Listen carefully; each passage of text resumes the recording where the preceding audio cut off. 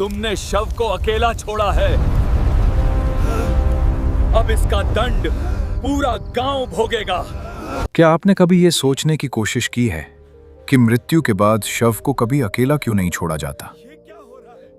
क्या सच में प्राण निकल जाने के बाद भी उस देह में कोई गूढ़ रहस्य शेष रहता है? अगर शव को कुछ समय के लिए भी एकांत में छोड़ दिया जाए तो क्या अनहोनी घट सकती है? आज हम आपको एक ऐसी कथा सुनाने जा रहे हैं जो न केवल आपके रोंगटे खड़े कर देगी, बल्कि ये भी सिद्ध करेगी कि ये परंपरा केवल भय या अंधविश्वास नहीं, बल्कि एक गहरा आध्यात्मिक सत्य है। एक समय की बात है। द्वारका की संध्या अत्यंत मनोहर थी। समुद्र की लहरें शांत लय में तट से टकरा रही थीं और राजमहल के प्रांगण में एक अलौकिक शांति व्याप्त थी। किंतु गरुड़ जी का मन उस शांति से कोसों दूर था। उनके ललाट पर चिंता की रेखाएं स्पष्ट थीं और आंखों में अस्थिरता झलक रही थी। वे धीमे कदमों से श्री कृष्ण के समीप पहुंचे। श्री कृष्ण कमलासन पर विराजमान थे। उनके मुख पर वही दिव्य मुस्कान थी जो हर व्यथा को शांत कर देती है। पर गरुड़ जी को इस अवस्था में देखकर कृष्ण की दृष्टि में प्रश्न उभर आया। कृष्ण बोले, गरुड़, आज तुम्हारे पंखों में वह चंचलता नहीं है और तुम्हारा मुख भी उदास प्रतीत हो रहा है।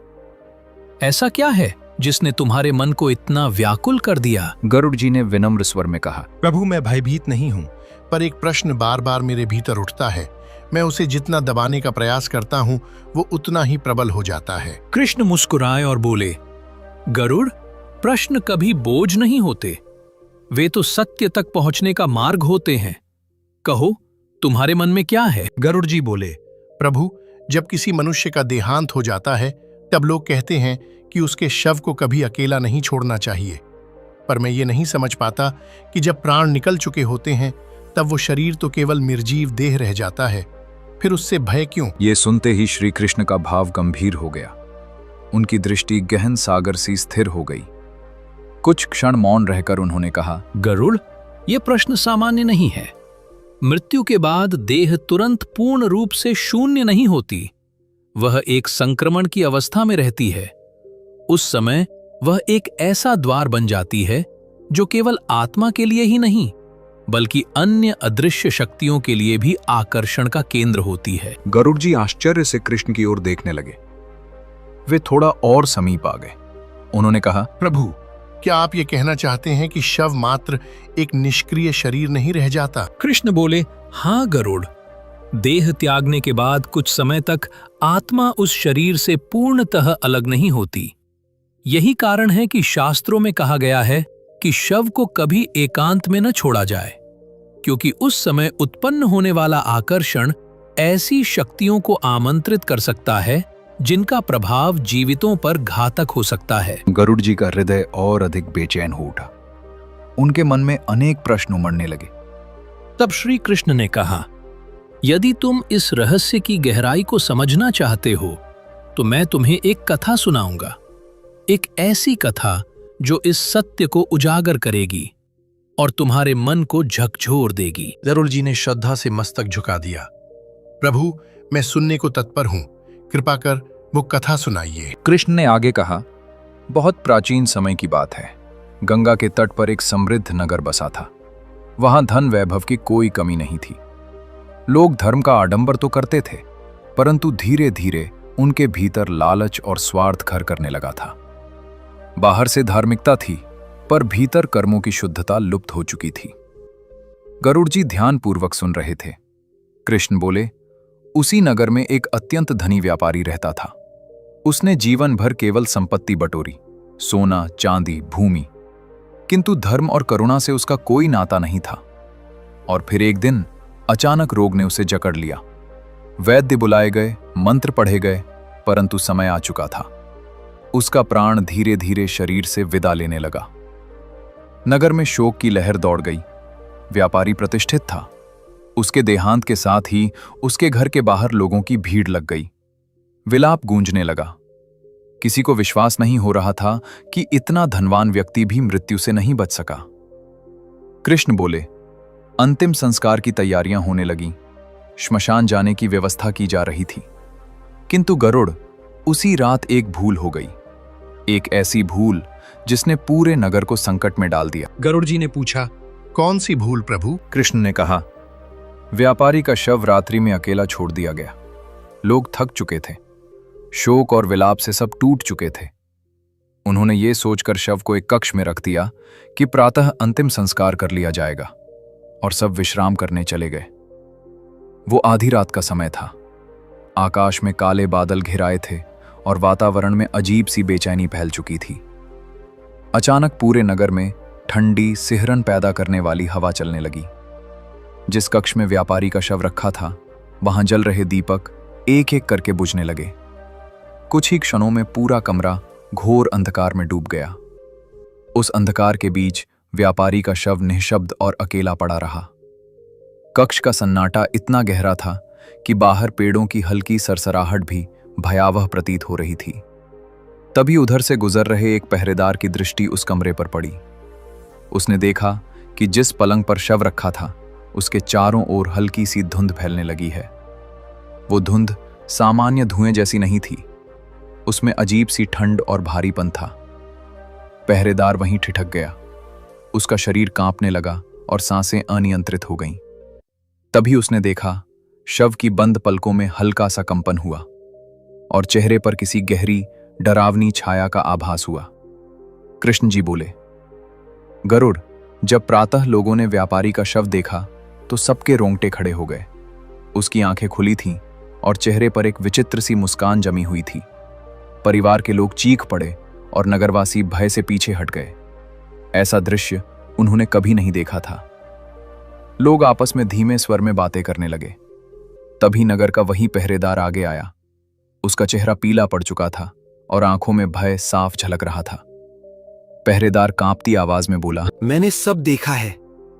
जब रात में सभी विश्राम कर रहे थे और मैं पहरे पर था, तभी मेरी नजर उस कक्ष पर पड़ी जहां शव रखा था। चारों ओर सन्नाटा छा गया। सभी उसकी ओर देखने लगे। वो आगे बोला, वहां एक आकृति थी।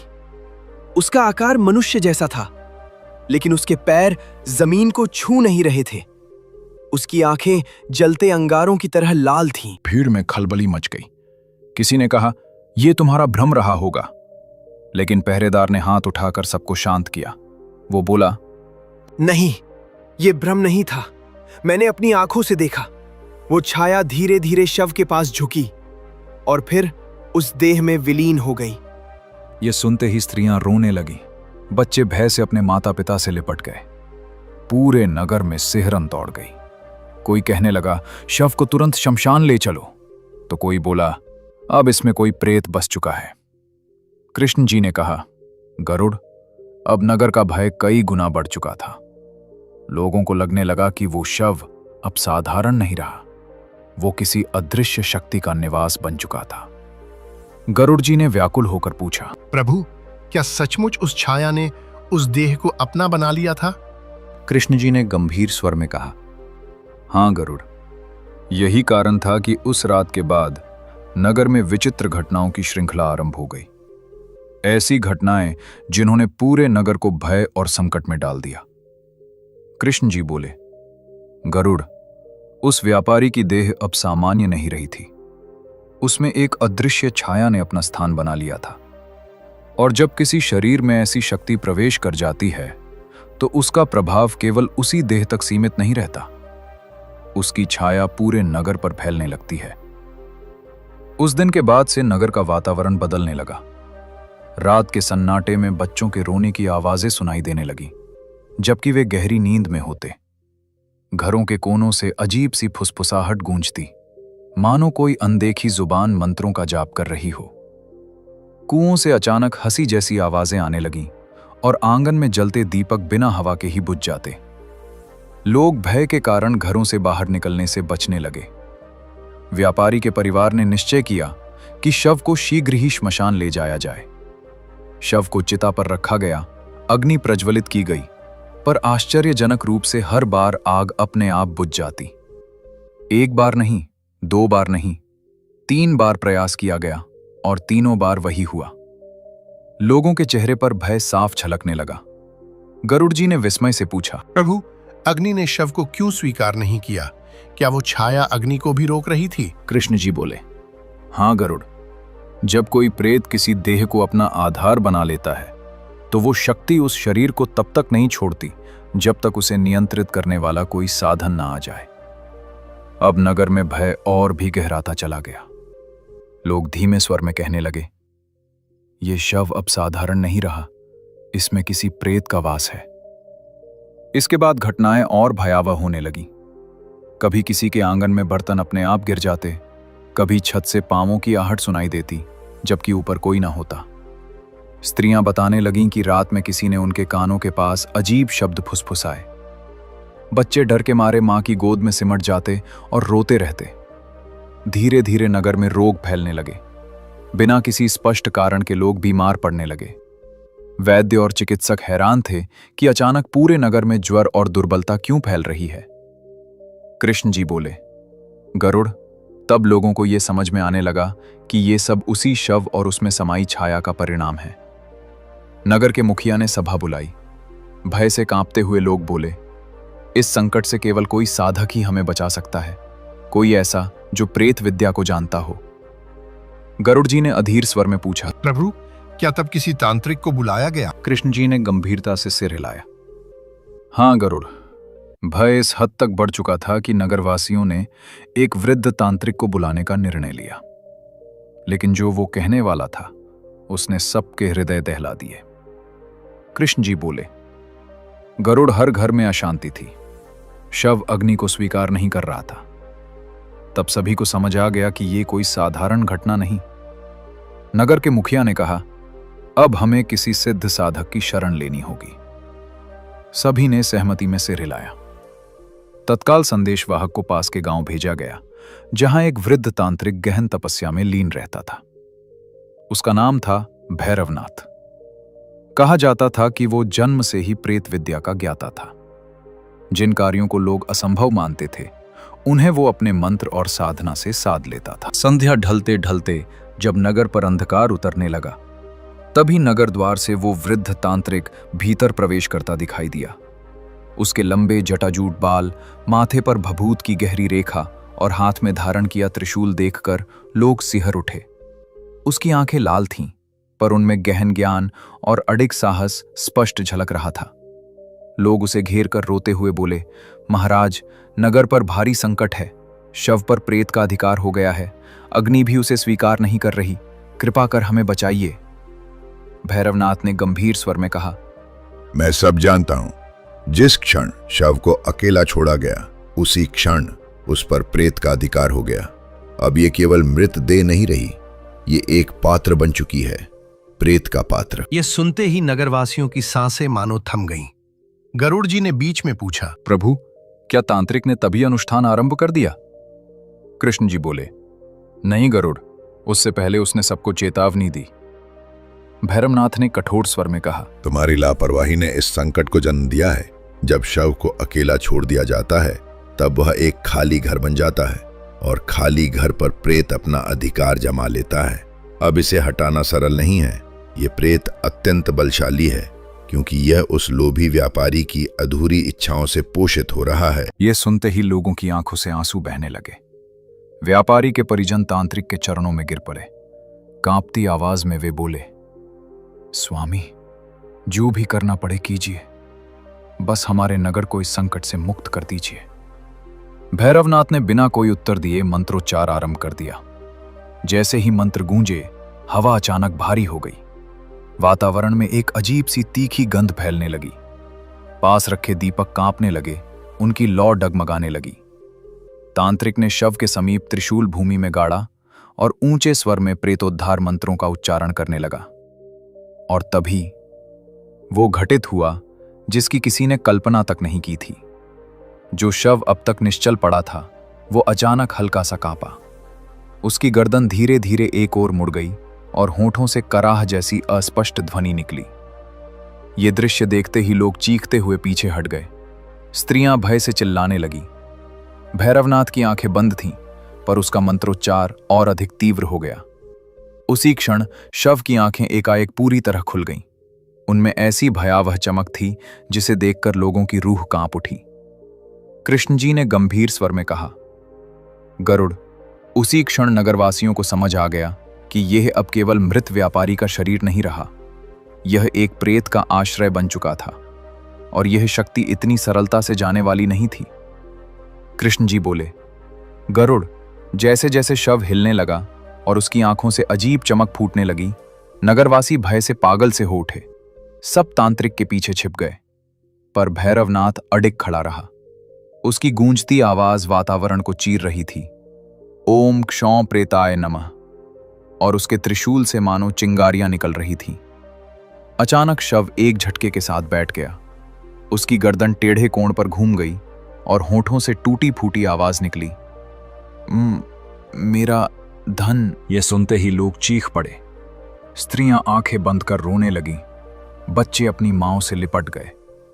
भैरवनाथ ने कठोर स्वर में प्रश्न किया, कौन है तू?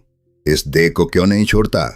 क्यों पूरे नगर को भय में डाल रहा है? तभी उस शव से भारी और असामान्य आवाज गूंजी, मैं वही हूं, व्यापारी। मैं यहां से नहीं जाऊंगा।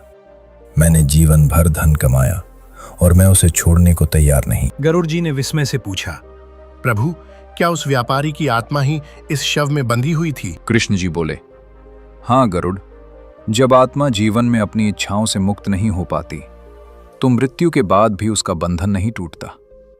उस व्यापारी की आत्मा धन के लोभ में जकड़ी रह गई, और जब शव अकेला पड़ा तो उसकी अधूरी तृष्णा ने प्रेत को आकर्षित कर लिया। इस प्रकार व्यापारी की लालसा और प्रेत की शक्ति एक हो गई। यही कारण था कि अग्नि भी उस देह को स्वीकार नहीं कर रही थी। भैरवनाथ ने नगरवासियों की ओर देखते हुए कहा, यह आत्मा अब प्रेत रूप धारण कर चुकी है। जब तक इसकी अधूरी इच्छा शांत नहीं होती या इसे धर्म के मार्ग पर नहीं मोड़ा जाता, तब तक यह किसी भी उपाय से शांत नहीं होगा। यह अपने परिवार को भी चैन से नहीं जीने देगा। नगरवासी भयभीत स्वर में बोले, तो फिर इसका उपाय क्या है? हम इसे कैसे रोक सकते हैं? भैरवनाथ ने गंभीर स्वर में कहा, उपाय कठिन है।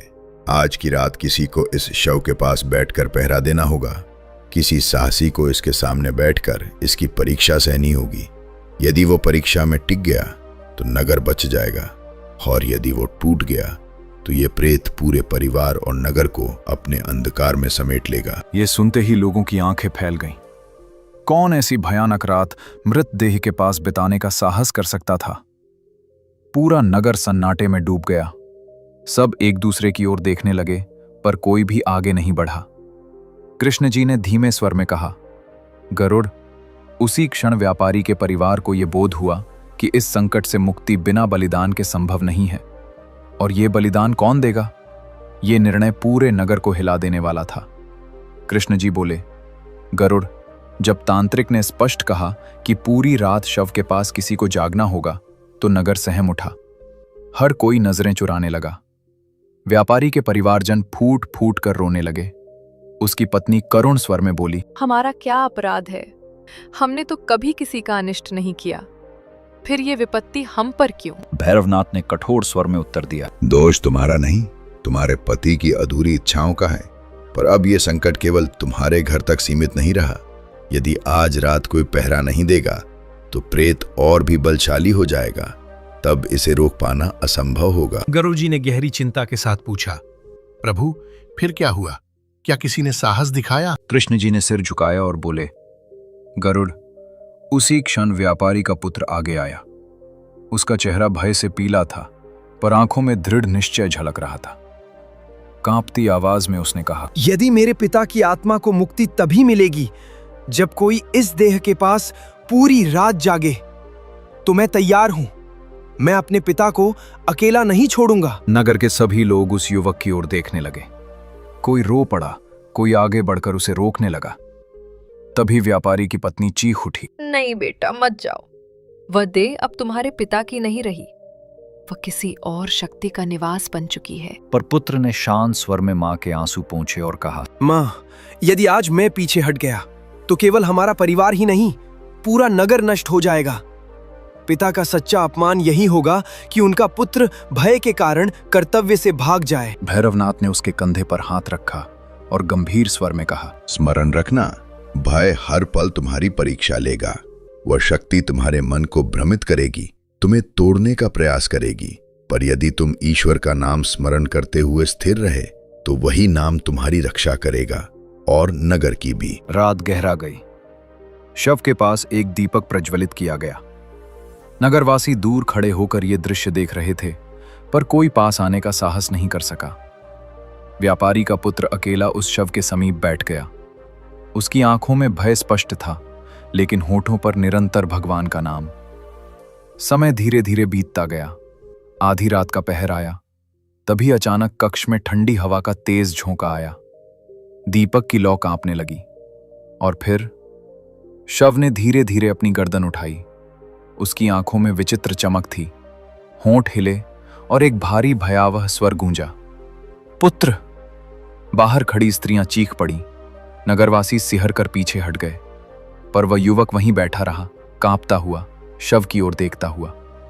कृष्ण जी ने गंभीर स्वर में कहा, गरुड़, वही वो क्षण था जब पुत्र ने अपने पिता का नाम सुना, पर वो स्वर पिता का नहीं था। वो स्वर उस छाया का था और उसी क्षण नगर का भविष्य तय होने वाला था। व्यापारी का पुत्र भय से कांप रहा था। उसका शरीर पसीने से भीग चुका था। फिर भी उसने साहस जुटाकर कहा, यदि आप वास्तव में मेरे पिता हैं तो बताइए, आपकी आत्मा को शांति कैसे मिलेगी? तभी शव से विकृत हंसी गूंजी। हंसी इतनी डरावनी थी कि दीपक बुझ गया। पूरा कक्ष अंधकार में डूब गया। केवल शव की आंखों की लाल रोशनी चमक रही थी। वो आवाज बोली, मुझे मेरा धन चाहिए, मेरा सोना, मेरी गुप्त गुफा में छिपा खजाना। जब तक वो नहीं मिलेगा मैं मुक्त नहीं होऊंगा। ये सुनकर नगरवासी स्तब्ध रह गए। परिवारजन रो पड़े। किसी ने कांपते स्वर में कहा, यह आत्मा नहीं है, यह तो लोभ की भाषा बोल रहा है। भैरवनाथ ने तेज स्वर में मंत्रोच्चार आरंभ किया। कक्ष में एक दिव्य प्रकाश फैलने लगा। वो प्रकाश अंधकार को चीरता हुआ आगे बढ़ा। कुछ क्षणों के लिए शव की आंखें बंद हो गईं। कृष्ण जी बोले, गरुड़, उसी समय आत्मा और प्रेत की शक्ति के बीच घोर संघर्ष प्रारंभ हुआ।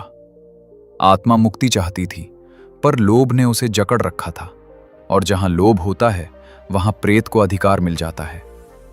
व्यापारी का पुत्र कांपते हुए बोला, पिता, उस धन का क्या मूल्य है? वही धन आपको बांधे हुए है। उसे त्याग दीजिए और प्रभु का नाम लीजिए। शव कुछ क्षण तक तड़पा। उसका मुख खुला और एक तीव्र चीख निकली। ऐसा प्रतीत हुआ मानो भीतर दो शक्तियां संघर्ष कर रही हों, एक लोभ की, दूसरी आत्मा की। तभी आकाश से एक दिव्य आभा उतरी। वातावरण में सुगंध फैल गई। शंख और घंटियों की ध्वनि गूंजने लगी। नगरवासी विस्मय से आकाश की ओर देखने लगे। वहां एक तेजस्वी प्रकाश प्रकट हुआ। कृष्ण जी बोले, गरुड़, वो क्षण केवल उस नगर के लिए नहीं बल्कि इतिहास के लिए भी अद्वितीय था। उस दिव्य प्रकाश से पूरा कक्ष आलोकित हो गया। व्यापारी का पुत्र रोते हुए भगवान का नाम जप रहा था और उसी नाम के प्रभाव से प्रेत की शक्ति क्षीण होने लगी। अंत में शव ने एक भयानक चीख मारी और जमीन पर गिर पड़ा। उसकी आंखों की लाल चमक बुझ गई। उसी क्षण बुझा हुआ दीपक अपने आप फिर से जल उठा। गरुड़ जी की सांसें मानो थम सी गईं। उन्होंने गहरी दृष्टि से श्री कृष्ण की ओर देखा और बोले, प्रभु, तो क्या उस दिव्य आभा ने नगर को संकट से मुक्त कर दिया? कृष्ण जी ने रहस्यमयी मुस्कान के साथ उत्तर दिया, गरुड़, उस आभा ने केवल संकेत दिया था।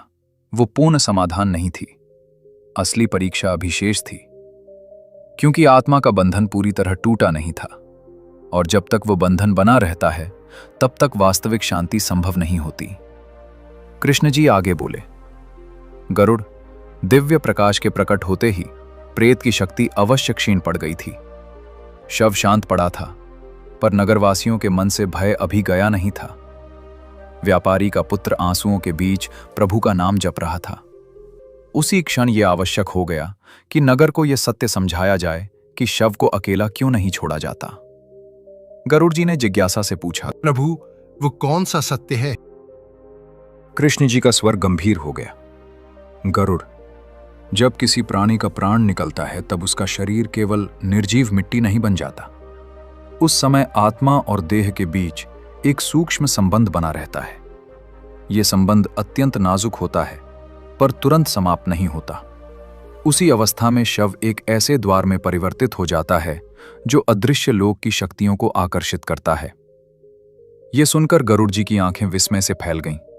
वे बोले, तो प्रभु, शव के पास पहरा देने की परंपरा का कारण यही है?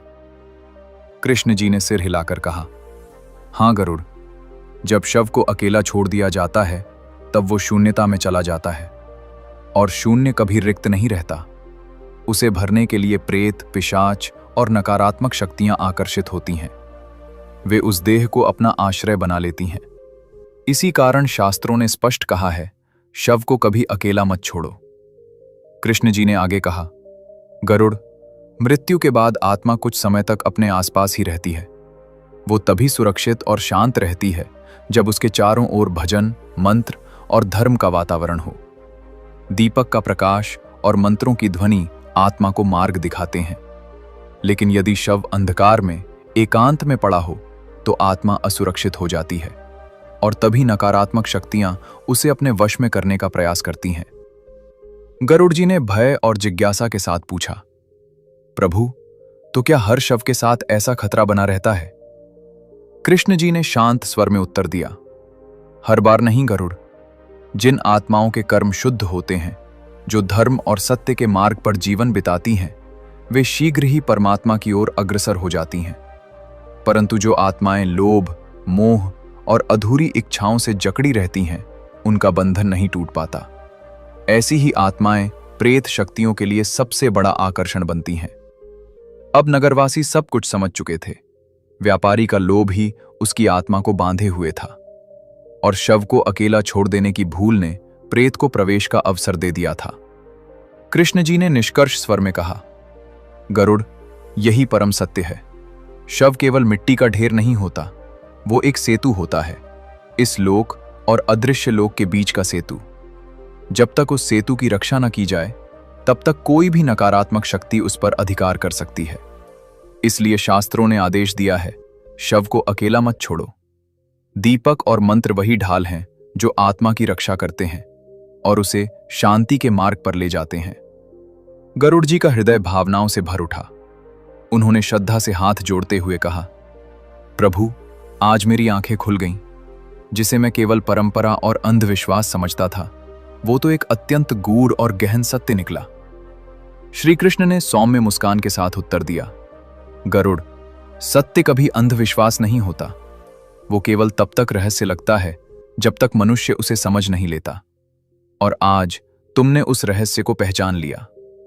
दोस्तों, मृत्यु ये एक ऐसा शब्द है जिसे सुनते ही मनुष्य का मन कांप उठता है, लेकिन यही जीवन का सबसे अटल सत्य भी है। जिसने जन्म लिया है उसकी मृत्यु भी निश्चित है, इससे कोई बच नहीं सकता। पर असली प्रश्न ये नहीं है कि मृत्यु आती क्यों है। असली प्रश्न ये है कि मृत्यु के बाद क्या होता है। शव को अकेला क्यों नहीं छोड़ा जाता? आत्मा कहां जाती है? और श्मशान की परंपराएं इतनी कठोर क्यों मानी जाती हैं? पहला सत्य, शव को अकेला क्यों नहीं छोड़ा जाता? मृत्यु के बाद कुछ समय तक आत्मा देह के आसपास ही रहती है। उस अवस्था में शरीर केवल निर्जीव मिट्टी नहीं होता, बल्कि वो एक सूक्ष्म द्वार बन जाता है। यदि शव को अकेला छोड़ दिया जाए तो वो शून्य में बदल जाता है, और शून्य कभी खाली नहीं रहता। नकारात्मक शक्तियां, प्रेत और पिशाच उसी शून्य को भरने दौड़ पड़ते हैं। इसीलिए शास्त्र कहते हैं, शव के पास दीपक जलाओ, मंत्रोच्चार करो और पहरा रखो। ये केवल परंपरा नहीं, बल्कि आत्मा की रक्षा का गूढ़ विज्ञान है। दूसरा सत्य, आत्मा की यात्रा। आत्मा कभी नष्ट नहीं होती। शरीर पंच तत्वों में विलीन हो जाता है, लेकिन आत्मा अपने कर्मों के अनुसार अगले लोक की ओर बढ़ती है। जिसने धर्म, भक्ति और सद्कर्म का जीवन जिया, उसकी आत्मा प्रकाश की ओर जाती है। जिसने लोभ, मोह और पाप में जीवन बिताया, उसकी आत्मा भटकती रहती है और बंधन में फंस जाती है। तीसरा सत्य, श्मशान का रहस्य।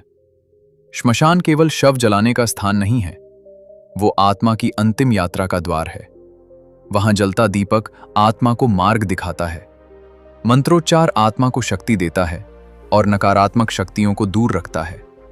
और शव को अकेला न छोड़ने का नियम आत्मा की सुरक्षा के लिए है। चौथा सत्य, मृत्यु का भय मृत्यु से वही डरता है जो जीवन में अधूरी इच्छाओं और पापों से बंधा होता है।